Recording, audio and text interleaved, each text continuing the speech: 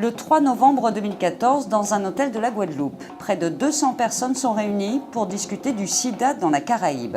25 États sont représentés. Plusieurs ministres de la Santé sont là, des ambassadeurs, des représentants du monde médical et de la société civile. PanCAPE, Pan-Caribbean Partnership Against HIV and AIDS, tient sa 13e Assemblée générale annuelle. I extend a warm welcome to you to this formal opening ceremony for the 13th annual general meeting of PanCAPE. Nous sommes très heureux de vous recevoir ici en Guadeloupe. C'est un événement que nous avions attendu depuis très longtemps et qui veut vous prouver que nous sommes vraiment très respectueux du travail du PanCAPE. Les problèmes affrontés par nos pays face à la présence, la diffusion, le croisement des maladies, eh bien, ces différences, ces problèmes, elles sont les mêmes dans tous nos pays de la Caraïbe, que ce soit ceux liés à la migration, que ce soit ceux liés à la prostitution, que ce soit ceux liés à l'homophobie et à la question du genre. Comme on a dit il n'y a pas si longtemps, les maladies ne s'arrêtent pas aux frontières. Sur ce, je veux vous dire que le projet Interreg, le prochain, 2014-2020, va continuer à s'intéresser aux problèmes de santé. Et donc, il y a un axe qui va permettre de réaliser des projets comme celui-là. Il ne me reste plus qu'à souhaiter bon travail, bon courage à l'association en Guadeloupe et redire que nous sommes très honorés de votre présence ici. La Guadeloupe reste un département de France les plus touchés par le sida. Il est le deuxième département par sa prévalence et son incidence. Un peu moins de 2000 personnes sont suivies en Guadeloupe, Saint-Martin et Saint-Barthélemy. Et sur les 80 cas détectés cette année, un tiers a été dépisté tardivement. Le nombre de décès est passé de 36 en 2012 à 15 en 2013. Et c'est un progrès dont je veux féliciter tous les acteurs de la santé, les professeurs et les médecins, qui œuvrent pour que la maladie tue de moins en moins. Mais 15 décès, c'est encore et toujours trop. This is why we are here in Guadeloupe today, to continue the fight against the spread and minimize the negative impact of HIV on our people of the Caribbean.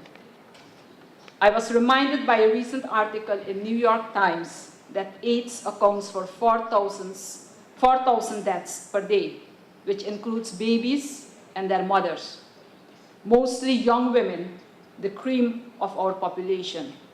Together, they place emphasis on some immediately achievable goals, such as the elimination of new HIV infections among children. In the medium term, these programs aim to improve sexual and reproductive health for adolescents and end sexual abuse of boys and girls. In the longer term, they aim to decriminalize the laws affecting lesbian, gay, and transgender people, sex workers, and people who inject drugs. These are essential, pragmatic, and laudable approaches for ending the AIDS epidemic. This region is deeply important to the United States, and this HIV/AIDS pandemic and the way you are confronting it is a bright light for all of us to follow around the globe. So much is expected of all of you, and much will be expected over the next 2 days.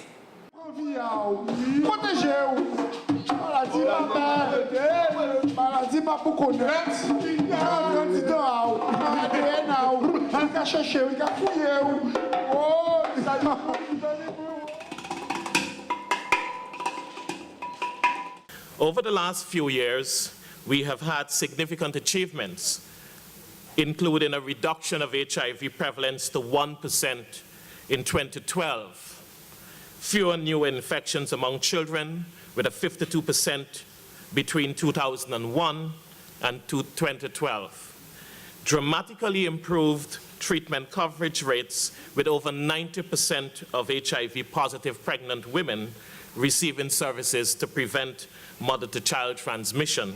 That 96% of the people living with HIV/AIDS are really in 5 island states, nations. 5. And it's the same way with deaths, it's the same way with new infections. And what happens when you sum all things up in a region, you lose that level of granularity that really is necessary to look at progress.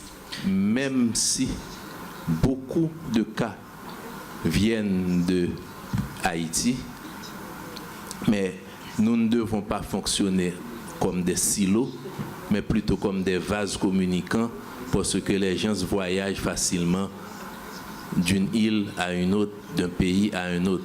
Donc, les succès, les défis d'un pays vont être partagés avec les autres. We are at a critical juncture. We have made, as you know, much progress. But at this point, with all of the challenges, funding and otherwise, that I mentioned earlier, if we are not careful, we may have some of those gains derailed and eroded. That in itself is a major challenge for us. How do we maintain what we have while at the same time trying to improve and advance on those areas which we need to improve on? In 2013, as you can see from this slide, the large proportion of people living with HIV were in Haiti, the Dominican Republic, Jamaica, and Cuba. And obviously there are a large number of people outside of these countries who are living with HIV. Si on regarde l'incidence des nouvelles infections du VIH sur l'ensemble des 3 départements français d'Amérique, on se rend compte qu'il y a eu une diminution, surtout en Guyane, plutôt une stabilisation en Martinique. Et on voit qu'en 2012, il y aurait une augmentation des nouvelles infections à VIH en Guadeloupe, avec une incidence de 50 nouveaux cas de VIH diagnostiqués pour 100 000 habitants. Pour nous, il était important que, déjà faisant partie du PANCAP, nous-mêmes, la Guadeloupe depuis 2009, nous puissions montrer en Guadeloupe le travail qui était réalisé à ce niveau-là. Et grâce au projet Interreg, donc, qui est en place depuis 2010, on a pu co-organiser cette grande assemblée générale avec le PANCAP qui dépend du CARICOM.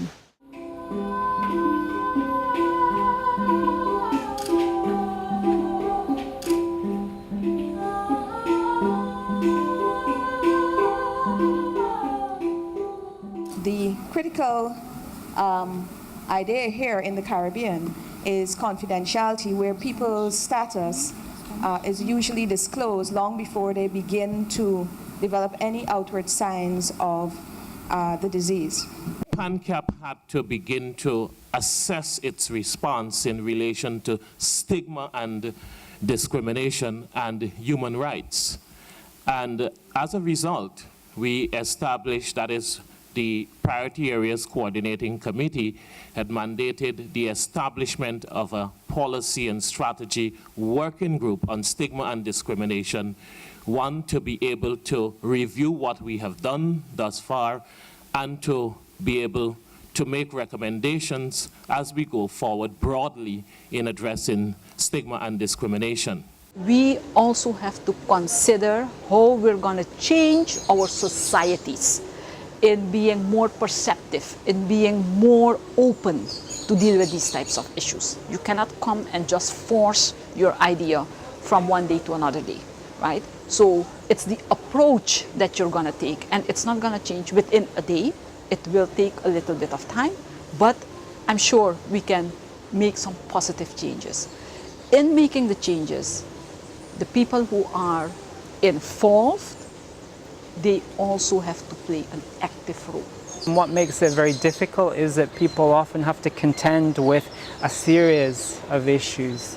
So it's not only, for example, the fact that they're HIV positive, it's that they're HIV positive and they're a sex worker, they may be in a very precarious living situation with their partner who's physically violent. So they have to deal with a whole series of layers of discrimination.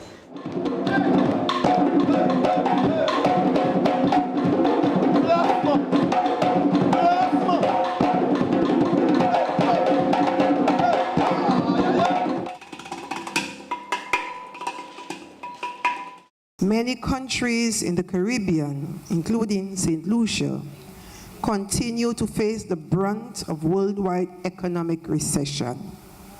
Many governments are struggling to meet basic needs and keep their respective economies afloat. So withdrawal of resources specific to HIV/AIDS programs at this point in particular is a challenge for small island territories. One of the first things is to examine some of our current and existing health financing systems that we have to see where we can look for efficiencies, areas where we can collaborate or partner with different departments or different ministries with those financing systems. The AGM really highlighted the region's dependence upon external funding. It also highlighted the fact that given that the region is grappling with other health priorities, the challenge of ensuring that we have adequate financial and human resources to sustain the gains of the last 10 years. It's important that as we move towards ensuring that we achieve the target of 1990, where we have 90% of persons who are living with HIV know their status, 90% of those persons retain in care and treatment, and 90% of those persons achieving viral suppression.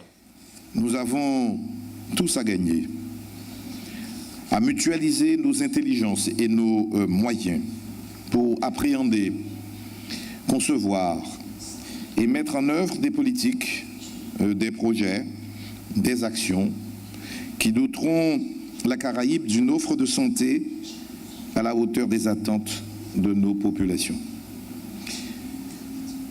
Mais aussi à même de gérer les risques liés aux épidémies comme le chikungunya, la dengue, le virus Ebola, il faut espérer qu'il n'arrivera jamais dans notre région, ou la maladie de Chagas qui peut sévir sur le plateau des Guyanes.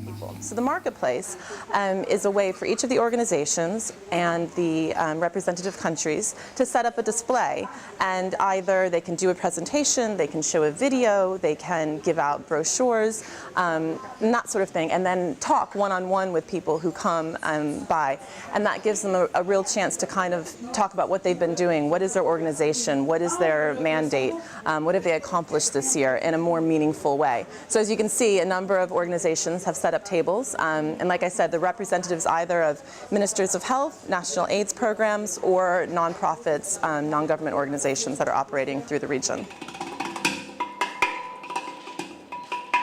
My message to the participants is that we have planned a program of work over the last 2 days to ensure that we can have a discussion that takes us beyond rhetoric to action. And I want to say thank you to our participants for ensuring that their contribution has ensured that we achieve the objective of this meeting. And so I want to say thank you to all of them and to wish them a safe journey as they return home to their respective countries. And I want to say thank you to Guadeloupe for hosting this very important annual general meeting. Make sure you can see Olivier, our photographer.